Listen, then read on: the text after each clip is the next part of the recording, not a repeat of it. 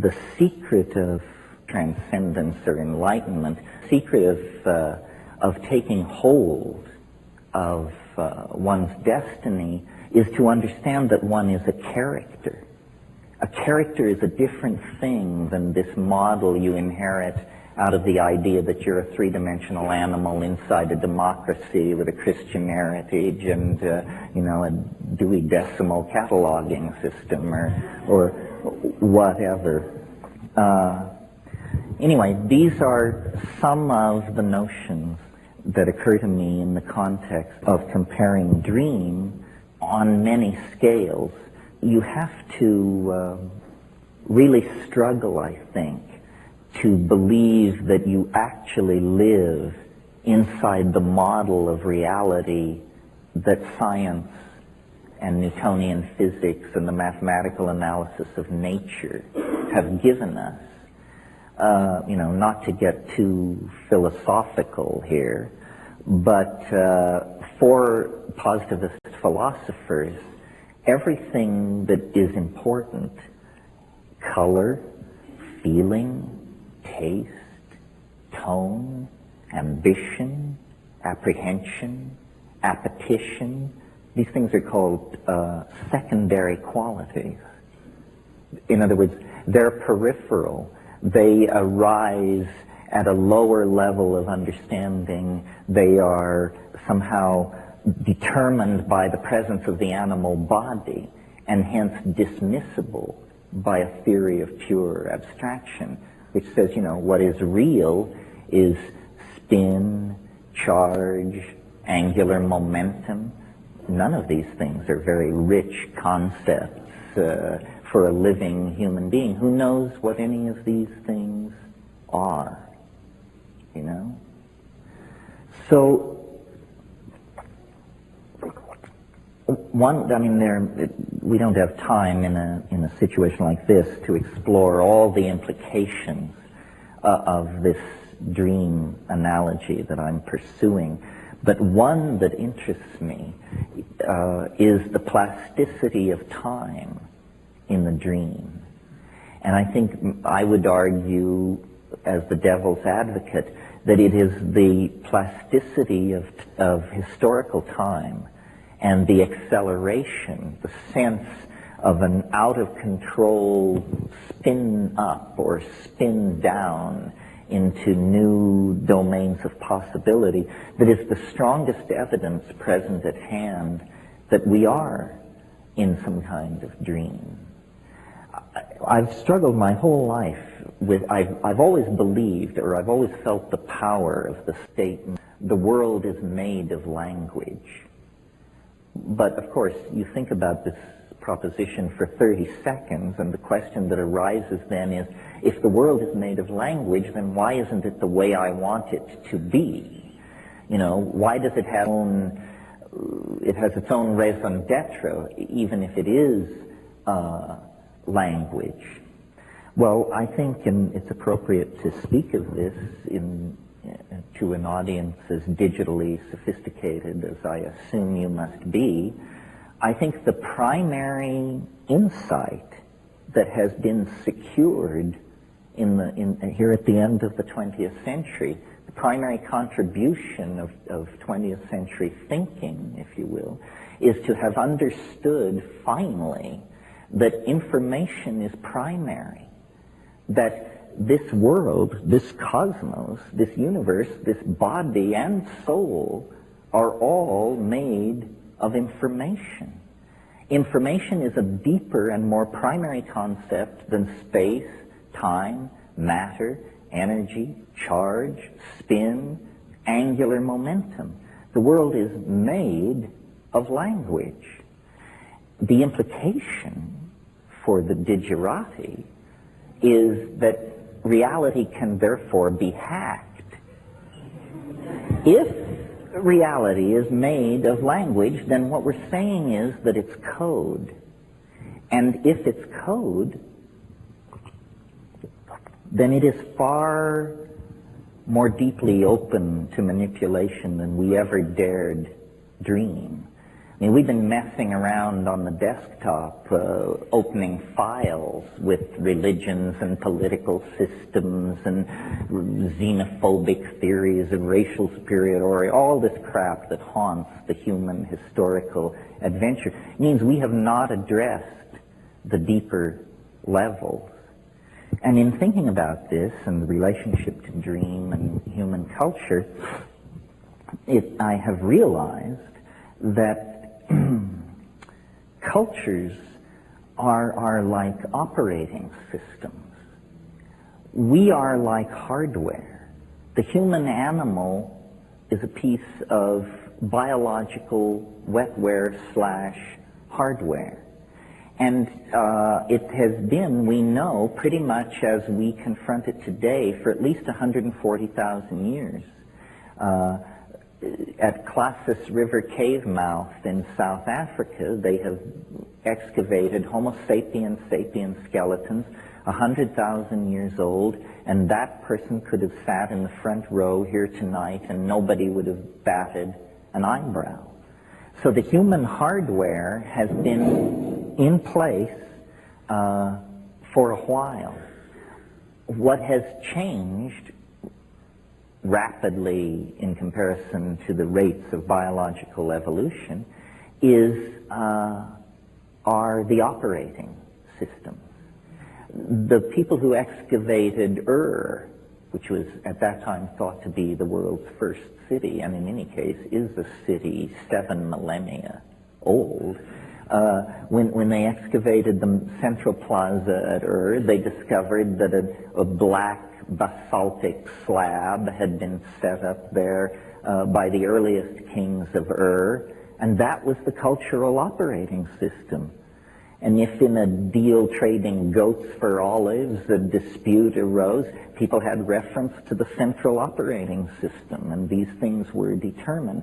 Well, now 101 was fine for olives and goat trading, but it didn't support higher mathematics. It didn't support rational exploration of nature. It didn't support astrological knowledge about the movement of the stars. As we have gone forward through culture, we have swapped out these operating systems. And at each swap out, there has been a lot of hair pulling and cussing and screaming. Anyone who has installed a new operating system is completely familiar with that sickening from the bowels kind of coldness, as you realize it all hangs by a thread. Now, this situation, or this operating system metaphor, I think is a useful one for understanding, and again, a circle closes, the balkanization of epistemology that causes me such anxiety. If you meet an Aboriginal person from the Amazon, for example, they may be running Witoto 3.0 as their operating system. Nicely supports animistic magic, huge capacity when it comes to making fish traps and bird traps. Witoto is a powerful operating system for a rainforest aboriginal. In our culture, there are, I have no idea, at least 10 or 20 operating systems, all going at the same time. Some will run Mormonism. Some will support Catholicism. Others, Kabbalah goes at the speed of light. Others support quantum physics. Some support econometrics. Others support political correctness. And these things are mutually exclusive. And so looking at this, and looking at this clash of operating systems, I've come to the conclusion, and some of you may have heard me say this before, that culture is not your friend. That's the final conclusion. You see, well, this came to me a few months ago when I had my yearly physical. And as I was buttoning up, my doctor said to me, he said, In the 19th century, most people your age were dead. And I realized that this was true, and that among all the revolutions that we are enduring, one of them is that we live nearly twice as long as people lived very recently in the past. Well, culture is a kind of neoteny, and I don't want to belabor that at great length, but for those of you who are not biologists, neoteny is the retention of juvenile characteristics into adulthood.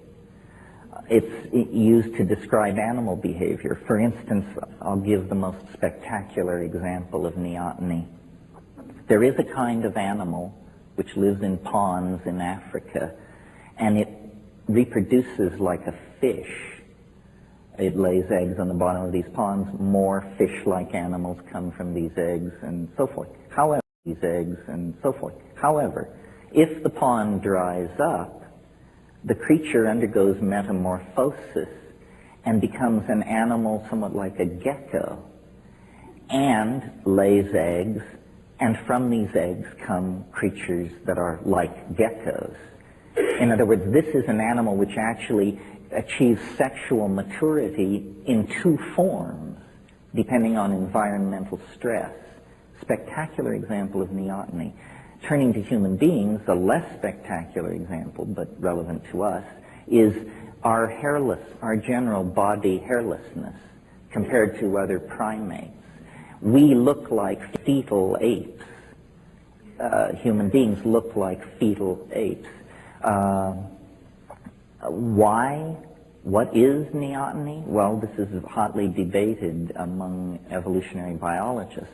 But the point I want to make is a socio-political comment, which is culture itself is some kind of neotenizing force. Because what culture provides is a bunch of rules, so you don't have to think, and a bunch of myths, so you don't have to think again. The culture has all the answers, you know. You want to know where people came from? Well, when the sky god got out of his canoe at first waterfall and took a leak, then we, the true people, appeared like ants, and we've been living here ever since. Oh, huh. Gee, thanks. I'm glad I asked. You know, this is what culture does for you. So,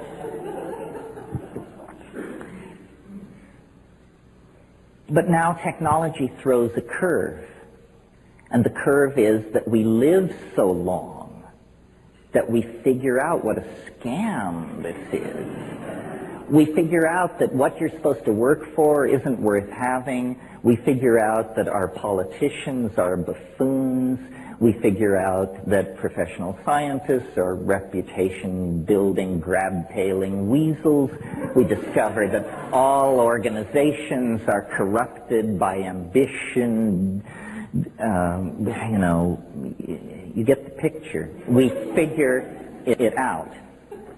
Well, then, as intellectuals, and anybody who figures it out is an intellectual, believe me, because they're slinging the programming to push you the other way.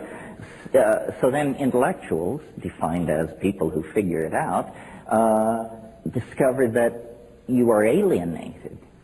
That's what figuring it out means. It means you understand that the BMW, the Harvard degree, this whatever it is, that this is all baloney and manipulated and hyped, and that mostly you have a bunch of clueless people who are figuring out which fork they should use. But this position is presented as alienation and therefore somehow tinged with the potential for pathology. You know, it's a bad thing to be alienated. Now let's speak for a moment, in order to fulfill the promise read in the introduction, about psychedelics and what are they doing in this fine situation. Well, what they're doing is forcing this maturation process by dissolving boundaries, which is what they do.